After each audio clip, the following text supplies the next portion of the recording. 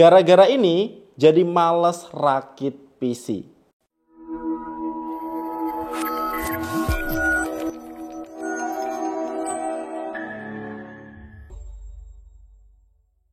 Hai guys, dengan saya Ade. Jadi di samping saya ini ada sebuah mini gaming PC tercepat guys. Walaupun kalau dilihat nggak terlalu mini ya, tapi yang jelas dia ini tipis kalau misal dibandingin sama PC rakitan. Tapi walaupun mini, tapi dia ini punya spek yang gila ya. Karena di dalamnya ini pakai prosesor Intel Core i7 11800H dengan Nvidia 3070 dengan harga yang menurut saya masih terjangkau. Kemarin kita udah buat video unboxingnya, jadi kali ini kita mau tes gamingnya. Tapi di sini aku mau rekap dulu sedikit ya, siapa tahu ada yang kelewat nonton video unboxingnya kemarin. Jadi untuk di dalam boxnya dia ini ada stand, terus ada mini PC-nya, ada baut untuk stand, ada kabel HDMI, ada kabel power, sama ada buku manualnya. Kalau untuk desainnya dia ini ada gambar tengkorak guys ya. Ini lebih mirip kayak konsol sih ketimbang PC. Cuma dia ini tipis hanya 2,65 cm. Jadi kalau misal dibandingin sama PS5 atau Xbox Series X, jelas ini paling ramping. Nah untuk di bagian atasnya dia ini ada start button, yang di bawahnya tuh ada tombol untuk ngeganti ke mode normal atau mode performa, mode gamingnya gitu. Terus di bawahnya lagi ada 3 USB 3.2 Type A, ada SDXC sama 3,5 mm combo jack. Kalau di bagian belakang ada Thunderbolt 4, ada HDMI, ada RJ45 port Ethernet, ada DC 19,5 volt. Jadi aku bilang untuk portnya udah cukup lengkap. Untuk speknya sendiri si Minis Forum NUC Xi7 ini pakai prosesor Intel Core i7 11800H dengan Nvidia GeForce RTX 3070. Dia ini udah pre-install dengan Windows 11. Yang saya tes ini pakai SSD 512 GB dengan RAM-nya 16 GB DDR4 dual channel. Jadi di sini nggak sabar aku langsung cobain ya. Ini aku pasangin ke monitor gaming super ultra wide dan di sini aku aktifkan untuk mode gamingnya. Jadi semua game yang kita tes kali ini nonaktif ya untuk di LSS-nya. Nah di sini yang pertama kita tes game Forza Horizon 5. Ini aku set ultra rata kanan. Ini game favoritku di Xbox guys ya. Dengan resolusi ini bisa mentok sesuai sama monitornya di 3840 x 1080 pixel dengan aspek rasio 32:9.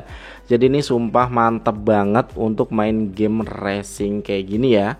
Untuk penggunaan GPU-nya dia hingga 99% dan FPS yang didapat ini rata-rata di 80-an FPS ya. Ya kalaupun turun masih di 70-an FPS. Jadi masih nyaman banget untuk main game racing ini dengan monitor ultra wide ini. Asli enak banget. Nah sebelum lanjut ke game lain, ini aku tes benchmark ya, Geekbench 5, dimana untuk hasilnya single score-nya di 1555 dan multicore-nya di 9202. Untuk GPU benchmark ini aku tes 3D Mark Fire Strike, dimana dia dapat skor di 22.605. Dimana grafik skornya 26 ribuan, untuk fisik skornya di 24 ribuan. Jadi di sini untuk estimasi main GTA 5 1440p Ultra ini bisa dapat 60 plus FPS-nya. Mantep ya. Tapi ini ingat ya, performanya GPU laptop. Lanjut untuk game yang di request juga, ini adalah God of War. Ini main di settingan ultra dan dia ini bisa dapat rata-rata di 80-an FPS guys. Gokil juga nih ya. Kalaupun pas turun FPS-nya ini nggak sampai di bawah 60 FPS, jadi masih nyaman banget. Cuman sayang untuk game God of War ini dia nggak bisa pakai aspek rasio 32:9. Jadi dia ini mentok di aspek rasio 21:9 ya, 2560 x 1080 pixel. Masih ada black bar nih di sisi samping kanan dan kirinya. Dan ini bisa sih kalau misalnya mau main di resolusi 4K, tinggal turunin aja settingannya ke medium dan aktifkan untuk di LSS-nya.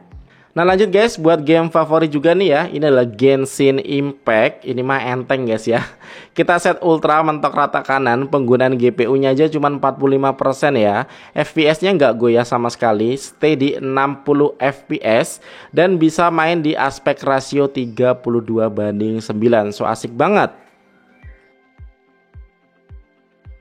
Lanjut game yang paling banyak di request, ini adalah Red Dead Redemption 2. Dan ini game ternyata berat guys ya. Jadi paling nyaman ini di settingan balance kayak gini. Ini baru bisa nyaman dapat di 60-an FPS. Itu pun masih sempat turun ya sampai 40-an FPS. Jadi kalau mau lebih nyaman lagi ya, harus diturunin lagi untuk settingan grafisnya. Nah yang cukup keren yaitu ketika main game untuk kipasnya ini nggak berisik ya. Beda loh sama laptop gaming yang berisik ya. Ini enggak, cuma di bawah 40 desibel. Dan lubang ventilasinya berarti bekerja dengan baik. Karena untuk suhu CPU-nya sendiri ini ruangannya ber-AC ya. Saat idle dia di 36 derajat Celcius. Dan kalau untuk gaming rata-rata cuma di 71 derajat Celcius. Kalau maksimalnya sih aku pernah tembus sampai 80 derajat Celcius.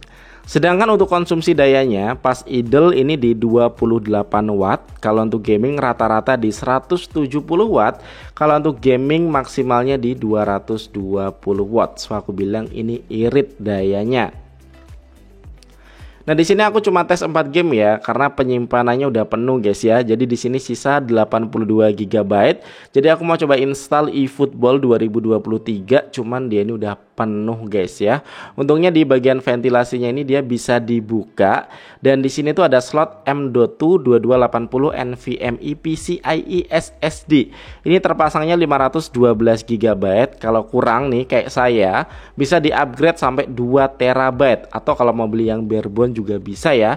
Nah di sampingnya masih bisa ditambah lagi ya, ada slot M.2 2280 SSD. Dan kalau untuk RAM-nya dia DDR4 dual channel. Ini terpasang 16 GB, bisa di-upgrade hingga 64 GB. Dan di sini juga ada slot M.2 2230 untuk WiFi supportnya. Dan di sini guys ada dual fan ya untuk sistem pendinginnya.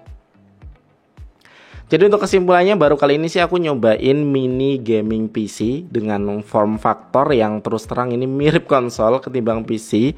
Cuma emang dia ini lebih tipis dan nggak nyangka ya sesimpel ini tuh punya performa yang bener-bener buas ya. Jadi game-game favorit ini bisa main lancar pakai NUC X i7 ini. Dan buat saya pribadi ya yang biasa main game di TV, main game dengan monitor ultrawide ini benar-benar punya experience gaming yang beda lagi guys ya. Dan konsol itu nggak bisa guys main di monitor ultrawide kayak gini. Dan ingat guys ya, ini tuh PC, jadi nilai plusnya dia nggak cuman bisa untuk gaming, tapi untuk kerja, untuk ngedit video, ngedit foto, ini juga pasti lancar. Untuk harganya sendiri yang versi barebone mulai dari 15 juta dan aku bilang ini worth it banget. Untuk lebih lengkapnya kalian cek link aja yang ada di deskripsi video. Nah guys, buat kalian gimana nih? Setelah nonton mini gaming PC ini masih mending beli kayak gini atau rakit PC sendiri? Coba kalian kasih komen di bawah. Sekian dari Cadi, thank you udah nonton video ini sampai habis dan kita ketemu lagi di video selanjutnya.